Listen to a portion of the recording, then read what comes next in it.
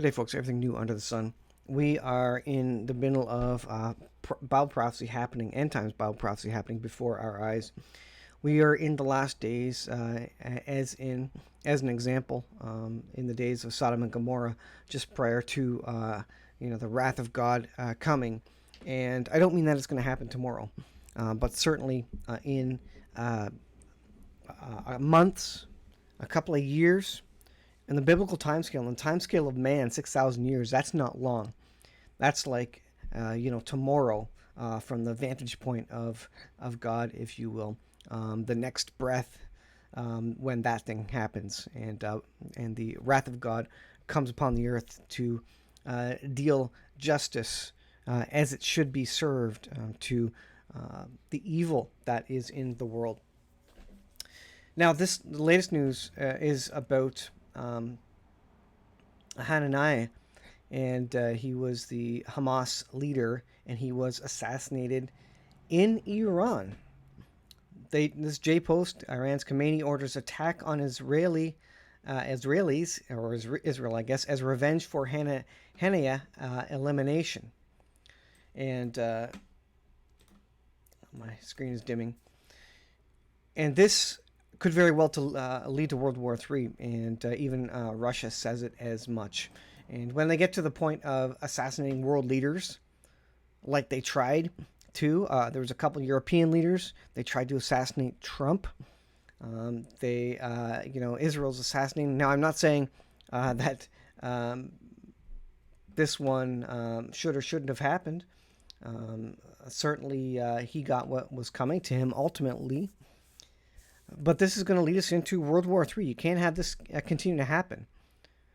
What was the start of the prior world wars? Well, there was an assassination attempt, right? Archduke Ferdinand assassinated. And so we have these events that are occurring that are really, really triggering and sending us down the path of a World War III.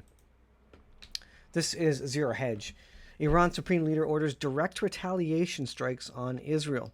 Now, think of the strikes that they did to save face, when they sent in 300 rockets or drones and various things.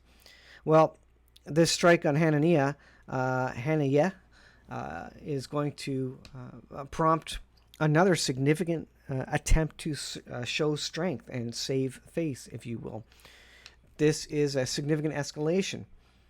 Russia warned Wednesday that the assassination of visiting Hamas leader Ismail Haniyeh threatened a full global conflict. This is going to start converging and melting with the other conflicts that are happening. Ukraine, Russia, China, Taiwan. They're either going to use it as a disguise, as a distraction, or they're going to call on it to, Russia's going to battle the U.S. so the U.S. doesn't help Israel when Iran decides to strike, right?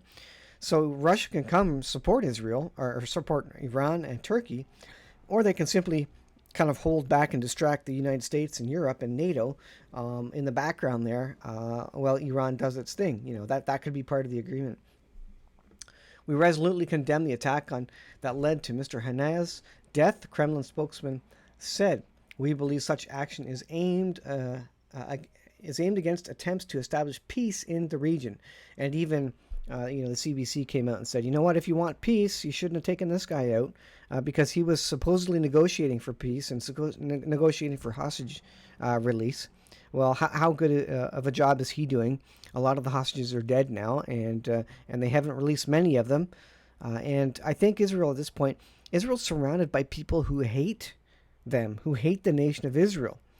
And there's people of all stripes that are coming out and hating Israel. Remember, in the last days, there will be no one standing with Israel. Israel will be on her own, and Israel will need to call out to God when Gog Magog happens and ask for help. God will help, but they will have to be desperate at that point. Now, they will not have the United States. They will not have NATO. And if you listen to all the talking heads on YouTube, there are not many people in the world anymore that support Israel at all. It doesn't matter that thousands of Jews were killed. It doesn't matter that every neighbor around Israel hates them and would prefer that they didn't exist as a nation. That doesn't matter. It doesn't matter that the Arabs, who hate Israel, outnumber Israel, 10 to 1. I don't know what it is. There's billions of Muslims in the world. And if many of them do not like the Jews, then that is a huge outnumbering. But of course, the left media and even those brainwashed come out and say, well, it's Israel's fault. Israel's causing the trouble, right? This is biblical. This is willful ignorance of what the situation is on the ground. Now, nobody wants war. But this is what all the talking heads say. They say, well, Israel wants war because Netanyahu needs to stay in office. Well, I don't think Netanyahu desperately wants war. He would prefer peace. Israel would prefer peace. What happens when the Antichrist comes along? He promises peace and Israel goes along with it. That shows that biblically that Israel prefers peace. Well, we have these assassination attempts, and another one is going to come on Trump. Secret Service counter sniper warns another Trump assassination is coming. He says he sent an email to the entire uniformed division warning that if changes are not immediately made, a further assassination attempt on Trump before the election may be successful. Now, there was a new video that came out, fascinating, on Twitter, that showed crooks actually popping up on the roof line, as you saw from the image, or the video was from behind Trump, behind the stage, behind Trump, showing that roof line where the shooter shot from. You can see him basically walking across the top of the building to pitch the roof, disappearing, and then popping up again. Now, that means the snipers, the police, they all had eyes on him well before. If they missed him standing on that roof, they should all be fired. They saw him. I will come out and say they saw him. I can't believe that none of them, secret police or the regular police, Secret Service, the Secret Service had to have seen him. He was so obvious in that video, and so they're complicit in this and need to be fired. And this guy's coming out and saying, yeah, he's part of the Secret Service, but there's going to be another attempt on Trump, and he may die that time. Homeland Security. This is the United States. Warns violent Venezuelan gang greenlights members to kill U.S. cops. When they start killing U.S. cops, look out. It will be riots in the streets, folks. You will not be safe anymore. These gangs will take over inner cities. Of course, many such are Democrat run by the left. And what are they going to call? When these gangs come out and start killing the cops, well, they're going to call to defund the police, of course, right? Because it's the police fault, and the gangs feel oppressed, I guess, right? This is what they did during BLM. So it's just an incredible world we live in. The evil and the denigration and the state of the world and the attitudes of people and the ways, the paths they're choosing is insane. I saw a video today from the Olympics of a biological male beating a female in a boxing match, and he won. This is what we have to watch now, folks. It's become a sport to watch men beat up women. And this was a Twitter post by Riley Gaines, of course, the female swimmer who lost to a biological male. This is where we are. This is not changing, folks. And in France, this is what they believe in. This is equality of everybody, right? Male, female, doesn't matter. And so now we're cheering on men beating up women. It's insane. It's absolutely insane.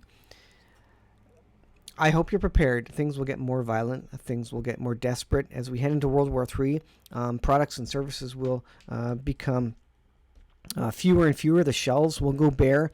You're going to have to live with and get away with what you have. And that assumes no one comes by, roving gangs don't come by your house and steal things. They will in the cities. That's where it's going to start. Violence will start in the cities, big cities, small cities. And then it's going to move out to the country. You need to be prepared to defend yourself when that happens. That's just the state of the situation. And thankfully, there is a right to self-defense in Canada and the United States. Now, in Canada, it's actually very hard to argue that you were defending yourself. And you can only use equal force. So if the robber comes at you with a stick, you have to go find a stick. If he comes at you with an axe, you have to go find an axe. You can't use any greater force on him, right? Because that wouldn't be fair. This is the state of self-defense in Canada. It wouldn't be fair if you had a more powerful, stronger way to defend yourself. It's absolutely insane. It's going to come to the point where they're saying, if the burglar is a woman, you have to let your wife fight the burglar, otherwise it's unfair advantage to you defending your home. Honestly, I could see them taking that to court and proceeding with that. So, folks, I think this strike in Israel, again, I don't think Netanyahu is doing this stuff because he wants to stay in office. Canadian Prepper, for example, believes that to be the case. He doesn't support Israel by any stretch, and this is kind of the understanding and the talk of really the left, who are spreading these the sort of misinformation, if you will, to use the word of the day, misinformation. Israel would love to live in peace. They are simply trying to defend themselves and take care of, cut the grass, on the other side of their border, basically, so that their civilians are not killed. And any country in the world would do that. South Korea is doing it with North Korea. No one complains about that, right? You do what you need to do to defend your citizens. That's what the citizens want.